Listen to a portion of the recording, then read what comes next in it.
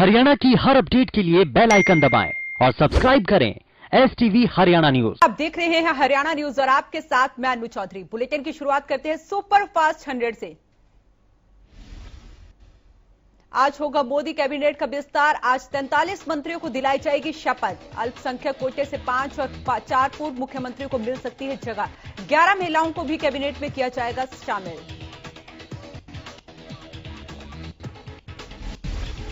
राष्ट्रपति भवन में शाम 6 बजे होगा शपथ ग्रहण। पीएम आवास पर संभावित मंत्रियों के साथ पीएम ने की बैठक।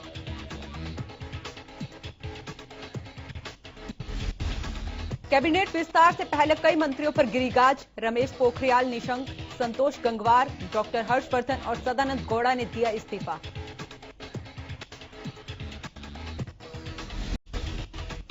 रमेश पोखरियाल के अलावा संतोष गंगवार, देवोश्री चौधरी, सदानंद गौड़ा को कैबिनेट से छुट्टी हो गई। इनसे पहले थावरचंद गहलोत को राज्यपाल बनाया गया था, ऐसे में वो भी कैबिनेट से बाहर हो गई। सूत्रों के हवाले से खबर, केंद्रीय राज्य मंत्री रतनलाल कटारिया ने भी दिया इस्तीफा। मोदी कैबिनेट में सुनीता दुग्गल को मिल सकती है जगह। सिरसा से सांसद है सुनीता दुग्गल।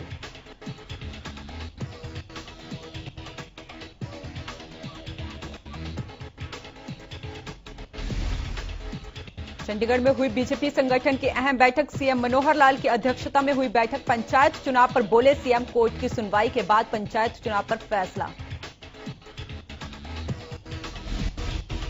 हिंदी सिनेमा के दिग्गज कलाकार दिलीप कुमार का निधन हो गया। बुधवार को दिलीप कुमार ने 98 साल की उम्र में अंतिम सांस ली। दिलीप कुमार लंबे वक्त से बीमार चल रहे थे। उन्होंने बुधवार करीब 7:30 बजे मुंबई के खास स्थित हिंदुजा अस्पताल में अंतिम सांस ली। 5 जुलाई को ही दिलीप कुमार के ट्विटर हैंडल से उनकी हेल्थ पर अपडेट दिया गया था। दिलीप कुमार की पत्नी सायरा बानो ने भी कहा कि दिलीप कुमार की तबीयत में सुधार हो रहा है। 11 दिसंबर 1922 को ब्रिटिश इंडिया के पेशावर में जन्मे दिलीप कुमार का असली नाम मोहम्मद यूसुफ खान था। यूसुफ खान ने अपनी पढ़ाई नासिक से की थी। राज कपूर उनके बचपन में ही दोस्त बन गए थे, जिसके बाद दिलीप कुमार का सफर बॉलीवुड में शुरू हो गया था। करीब 22 साल की उम्र में ही दिलीप कुमार को पहली फिल्म मिली। दिलीप कुमार ने करीब 5 दशक के अपने करियर में 60 के करीब फिल्में की। दिलीप कुमार ने अपने करियर में कई फिल्मों को ठुकरा दिया, लेकिन दिलीप कुमार को मलाल भी रहा था कि वो प्यासा दीवार में काम नहीं कर पाए।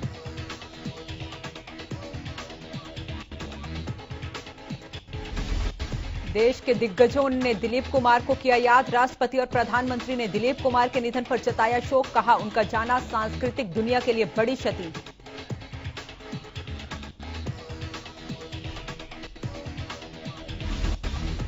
देश में पिछले कई दिनों से जानलेवा कोरोना वायरस के नए मामलों में गिरावट दर्ज की जा रही थी, लेकिन आज मामले फिर से बढ़ गए।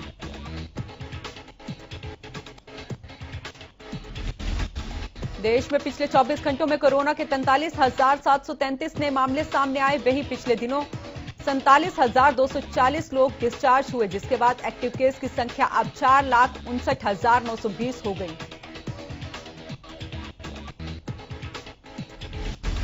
स्वास्थ्य मंत्रालय के ताजा आंकड़ों के मुताबिक देश में पिछले दिन कोरोना से 930 लोगों की मौत हुई है, जिसके बाद अब तक कोरोना से 4,04,211 लोगों की मौत हो चुकी है।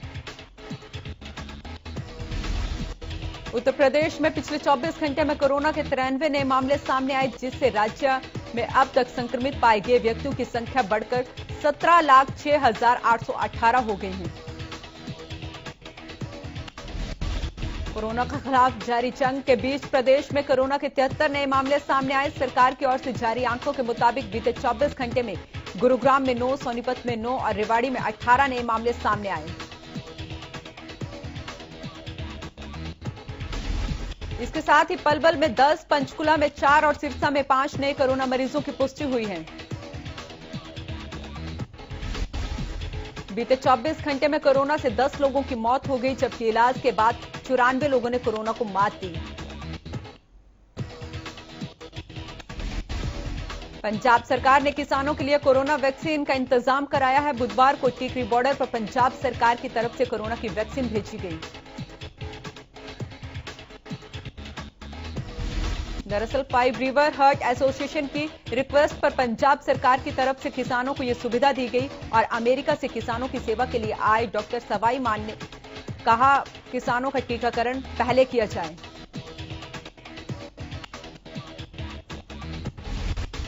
उन्होंने हरियाणा सरकार से भी किसानों की वैक्सीनेशन के लिए अपील की है। फिलहाल अभी पहले दिन डॉक्टरों की टीम ने 50 किसानों को वैक्सीन लगाई है। लगातार बढ़ रहे तेल की कीमतों ने आम आदमी की परेशानी बढ़ा दी है। बुधवार सुबह एक बार फिर पेट्रोल डीजल की कीमतों में बढ़ोतरी दर्ज की गई। तेल कंपनियों की ओर से जारी नई दरों के मुताबिक पेट्रोल के भाव में प्रति लीटर 35 पैसे और डीजल के भाव में 17 पैसे का इजाफा किया गया। नई बढ़ोतरी के बाद देश की राजधानी दिल्ली में पेट्रोल की कीमत 100 रुपए और 21 पैसे और डीजल का भाव 89 रुपए 53 पैसे प्रति लीटर हो गया। देश में लगातार पेट्रोल, डीजल और गैस के दामों में हो रही बढ़ोतरी को लेकर उकलाना में कांग्रेस पार्टी के पदाधिकारियों एवं कार्यकर्ताओं ने प्रदर्शन किया। ब्लॉक महिला अध्यक्ष गीता सिहाग ने बताया कि लगातार देश और प्रदेश में डीजल, पेट्रोल, गैस और खाद्य सामग्री में महंगाई होती जा रही है, जिस पर मोदी और मनोहर सरकार का कोई नियंत्रण नहीं है।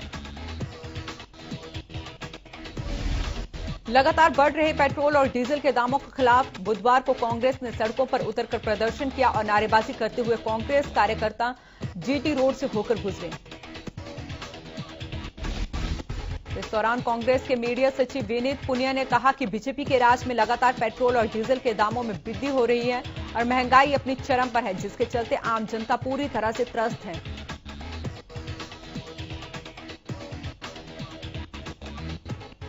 कालांवाली में पेट्रोल, डीजल के दामों में लगातार हो रही बढ़ोतरी के विरोध में बुधवार सुबह कांग्रेस की ओर से विरोध प्रदर्शन किया गया।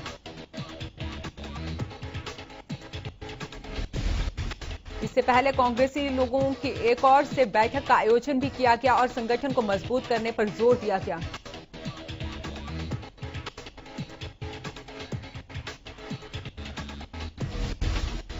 प्रदर्शन कांग्रेसियों ने ताली और थाली बजाकर नारेबाजी की और सरकार के सत्ता छोड़ देने के लिए कहा।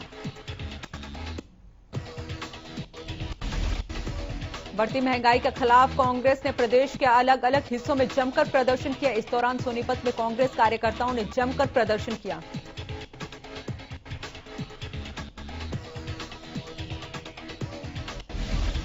कांग्रेस विधायक सुरेंद्र पवार और जगबीर मलिक के नेतृत्व में प्रदर्शन करते हुए कांग्रेस कार्यकर्ताओं ने जमकर नारेबाजी की।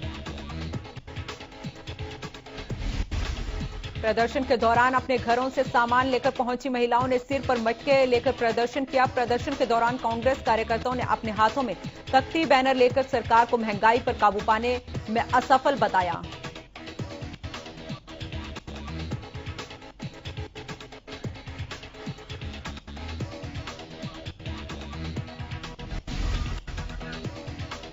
कालांवाली के गांव देसू मलकाना के लोगों ने बिजली की समस्या को लेकर प्रदर्शन किया। दरअसल ग्रामीण पिछले एक सप्ताह से बिजली की समस्या से परेशान हैं, जिसको लेकर ग्रामीणों ने मंगलवार रात बिजली घर पहुंचकर रोष जताया।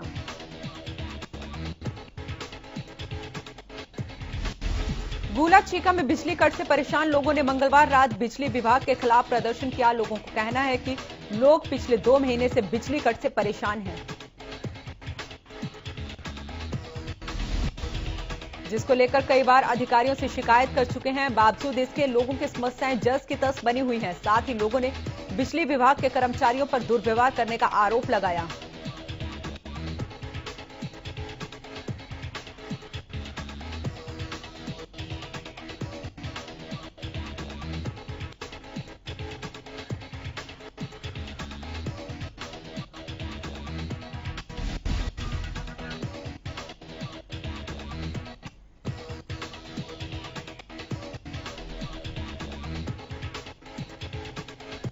राय के अकबरापुर बरोटा में शराब ठेका को गांव से बाहर करवाने की मांग को लेकर ग्रामीणों ने जमकर हंगामा किया।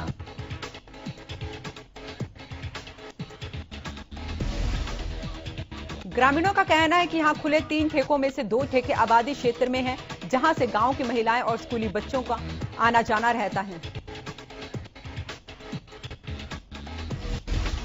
इतना ही नहीं, वहीं एक ठेके के पास धार्मिक स्थल भी है जहां पर महिलाएं पूजा करने चाहती हैं। लोगों का कहना है कि शराब के ठेकों की वजह से ग्रामीणों को काफी परेशानियों का सामना करना पड़ रहा है। राठौर में मानसून के दौरान यमुना नदी में पानी ज्यादा आने से कई गांव प्रभावित होते हैं और लोगों का काफी ज्यादा नुकसान होता है। इस बार भी मानसून करीब है, लेकिन गुमथला गांव में बाढ़ राहत कार्य अभी पूरा नहीं हुआ है। ग्रामीणों का कहना है कि यहां तटबंध बनाने के नाम पर सिर्फ खानापूर्ति की जाती है, जिसकी वजह से बरसात के दौरान ग्रामीणों को काफी परेशानियों का सामना करना पड़ता है।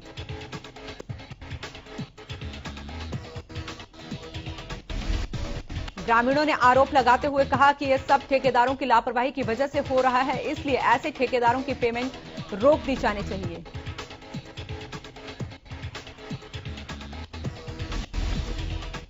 जब इस मामले पर सिंचाई विभाग के अधिकारियों से बात की गई तो उन्होंने बताया कि जिले में 22 काम बाढ़ बचाव और कार्य को लेकर किए जाने थे, जिनमें सभी कार्य पूरे हो चुके हैं।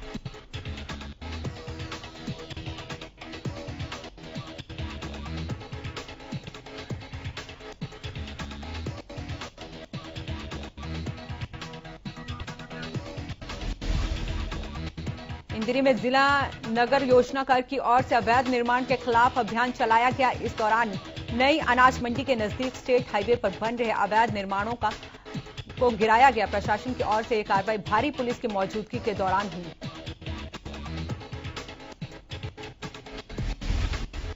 जिला नगर योजनाकार अधिकारी ने बताया कि यह कार्रवाई लगातार जारी रहेगी। उन्होंने बताया कि कोरोना काल के दौरान मौके का फायदा उठाकर कई लोगों ने अवैध रूप से निर्माण किए हैं, उनको गिराने की कार्रवाई की गई है और यह कार्रवाई आगे भी जारी रहेगी। इंदिरी में पहले भी कार्रवाई करते हुए अवैध निर्माण गिराए गए थे। इस घटना के बाद पीटीपी ने अवैध रूप से कॉलोनियां काटने वाले कथित कॉलोनाइजर को चेतावनी देने के साथ साथ जनता से भी अपील की कि वे किसी भी अवैध कॉलोनी में प्लॉट या मकान ना खरीदें। इधर गोहाना में सदर थाना पुलिस ने चेकिंग के दौरान अलग अलग 2 गाड़ियों से भारी मात्रा में अवैध शराब बरामद की है।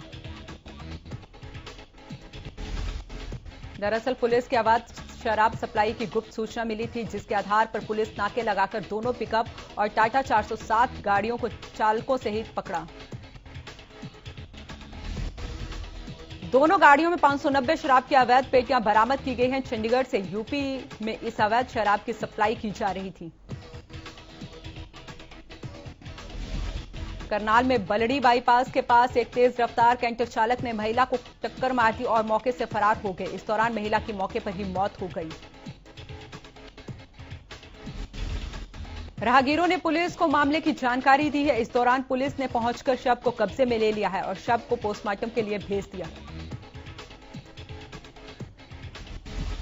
करनाल में काचवा के पास महिला मजदूरों से भरा टेंपो पलट गया। टेंपो में महिला मजदूर सवार थी जो मनरेगा का काम करती थी। घोगड़ीपुर पुल पर काम करने के लिए काफी ज्यादा संख्या में एक टेंपो में क्षमता से ज्यादा महिलाएं भरकर टेंपो सवार जा रहा था, तभी अचानक हादसा हो गया।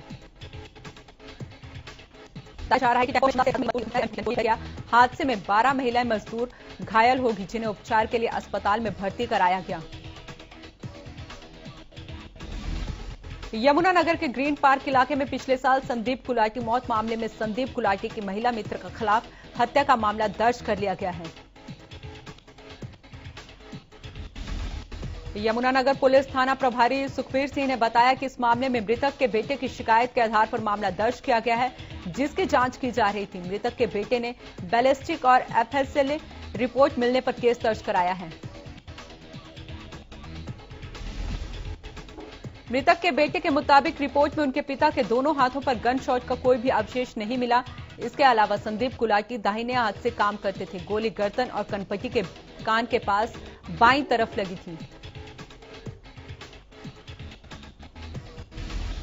सिरसा के शहीद भगत सिंह स्टेडियम में संयुक्त किसान मोर्चा की ओर से धिक्कार रैली का आयोजन किया गया।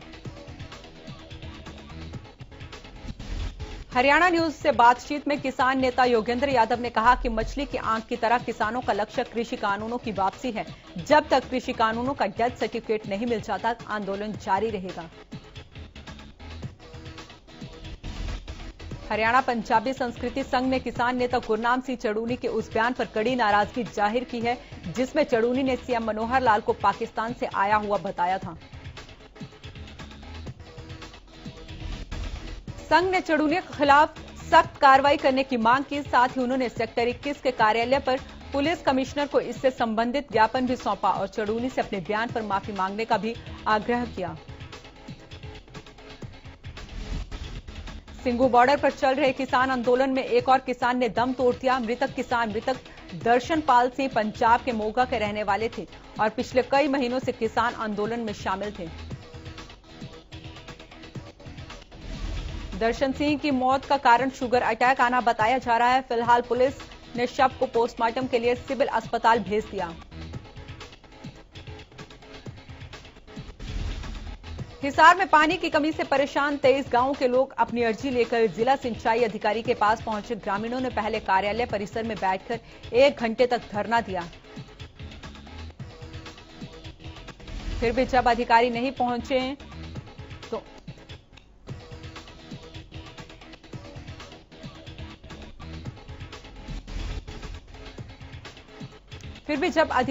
पहुंचे तो जिला सिंचाई अधिकारी के कार्यालय के गेट के सामने धरने पर बैठकर नारेबाजी करने लगे, जिसके बाद अधिकारी मौके पर पहुंचे।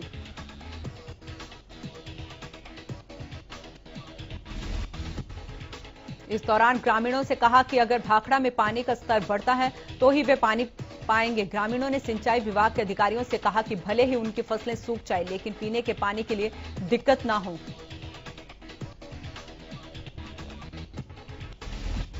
फतेहाबाद जिले में कोई भी सरकारी अस्पताल, सामुदायिक स्वास्थ्य केंद्र या फिर प्राथमिक स्वास्थ्य केंद्र ऐसा नहीं है जहां डॉक्टरों और अस्पताल के स्टाफ की कमी ना हो। जिला मुख्यालय में डॉक्टरों के 42 पद स्वीकृत हैं, लेकिन 42 में से सिर्फ 17 डॉक्टर ही यहां काम कर रहे हैं। जिला मुख्यालय पर बने नागरिक अस्पताल के मेडिसिन विभाग में कोई भी डॉक्टर नहीं है। चंडीगढ़ में पंजाब के अस्थायी टीचर्स ने जमकर हंगामा किया। इस दौरान टीचर्स पर वाटर कैनन का इस्तेमाल और आंसू गैस के गोले भी छोड़े गए। दरअसल सरकार के साथ मंगलवार को अस्थायी टीचर्स की बैठक मंगलवार को होनी थी, लेकिन बैठक रद्द होने से नाराज टीचर्स ने मुख्यमंत्री आवास के घेराव की कोशिश की। नाराज टीचर्स ने बैरिकेडिंग तोड़ आगे बढ़ने की कोशिश की, लेकिन इस दौरान पुलिस ने उन्हें चंडीगढ़ सीमा पर ही रोक दिया। अंबाला के लोग इन दिनों बिजली और पानी की समस्या से जूझ रहे हैं। अंबाला शहर स्थित Kalpana Chawla government polytechnical for women में बीते 10 दिनों से पानी नहीं आ रहा, जिस वजह से संस्थान के स्टाफ और बच्चों को काफी परेशानियों का सामना करना पड़ रहा है। संस्थान के प्रिंसिपल से बदतर होते जा रहे हैं। हर साल पानी की यही समस्या है, लेकिन स्थायी समाधान नहीं किया जा रहा। संस्थान के स्टाफ ने इस समस्या के समाधान की गुहार लगाई है।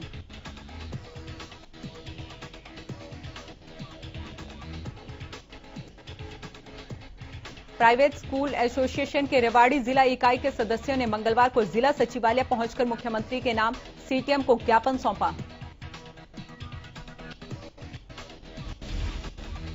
दरअसल 15 जुलाई तक स्कूलों के ग्रीष्मकालीन अवकाश घोषित किया हुआ है, इसे आगे नहीं बढ़ाने की बात कही गई। उनका कहना है कि अगर सरकार अवकाश को आगे बढ़ाती है तो हरियाणा स्कूल एसोसिएशन सड़कों पर उतरेगी और सरकार के फैसले का विरोध करेगी। गोहाना में मुडलाना ब्लॉक के तहत काम करने वाले मनरेगा मजदूरों को वक्त पर काम और मेहनताना नहीं मिलने के आरोप लगाते हुए अधिकारियों से मुलाकात की। मजदूरों ने कहा कि सिंचाई विभाग द्वारा मनरेगा के अंतर्गत नहर की सफाई कराई जा रही है।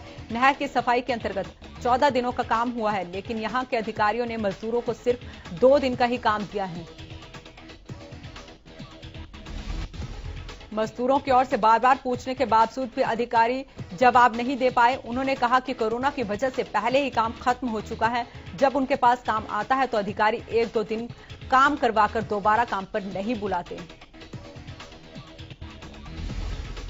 गुरुग्राम से चंडीगढ़ का सफर अब और आसान हो गया है, साथ ही आरामदायक भी हो जाएगा।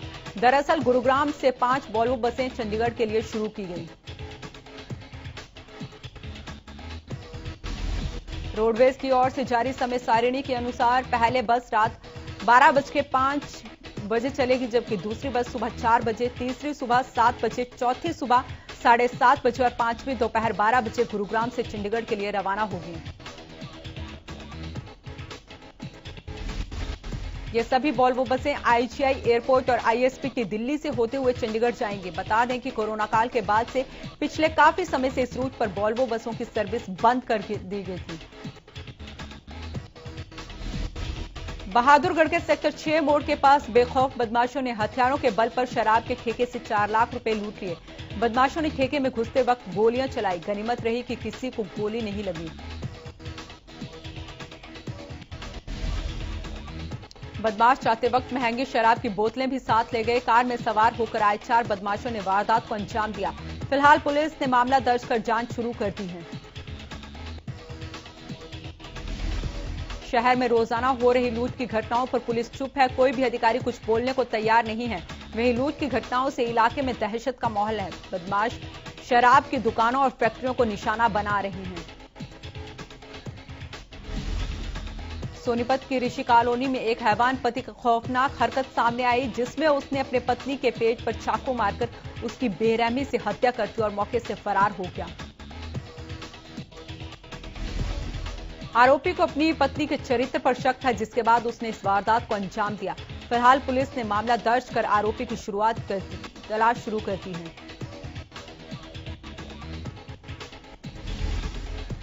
दिग्गज मुक्केबाज एमसी मैरीकॉम और हॉकी कप्तान मनप्रीत सिंह को टोक्यो ओलंपिक खेलों के लिए भारतीय दल का ध्वजवाहक चुना गया।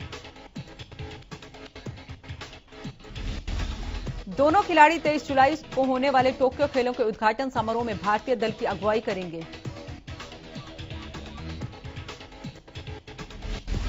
इन खेलों में भारत की तरफ से पदक सबसे बड़े दावेदारों में एक पहलवान बजरंग पूनिया 8 अगस्त को समापन समारोह में भारतीय ध्वजवाहक की भूमिका निभाएंगे।